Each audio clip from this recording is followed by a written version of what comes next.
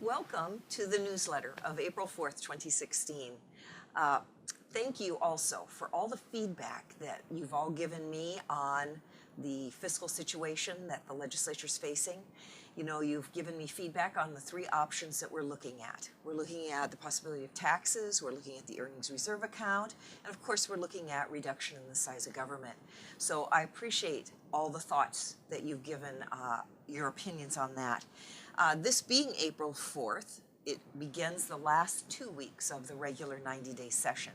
So we still have a lot of work to do. The Resources Committee has been working hard on our pieces. This last week, we heard an update on food security, which is important to all of us, and I think it's something that a lot of us don't know a lot about. So that was an interesting hearing. We heard a water designation bill from the Walker-Malott administration. Another piece that's been pretty interesting to folks. I've gotten a lot of feedback on that particular bill.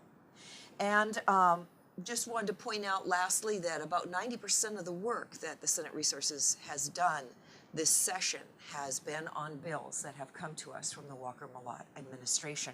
So we're definitely taking what the governor is presenting to us quite seriously. This coming week, we will be doing in-depth hearings on Senate Bill 130. This is the tax rebate bill for oil and gas.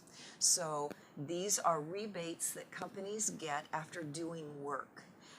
Interesting, it came out this last week that we actually have seen an uptick, an increase in the amount of oil production in Alaska over the last year. So that's pretty important and important for our treasury, important for the royalty, which then goes into the permanent fund. And I want to make sure that all of you are aware of that. The Senate Resources Committee is going to be meeting every single day for the next 7 days. So we've added lots of meetings to get our work done. Senate Finance has done the same thing. In fact, even last week, they were beginning twice-a-day meetings as they take a close look at pieces of legislation, but also looking at the earnings reserve account and how that might help bridge the gap that we're facing right now.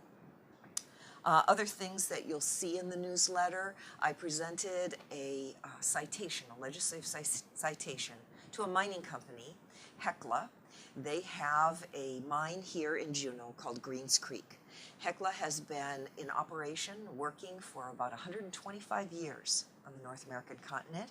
Here in Juneau, they are the largest taxpayer with more than 300 jobs, private sector jobs, in what otherwise would be a government town. So I applauded their work last week, presented that citation, and you'll read about that in the newsletter also.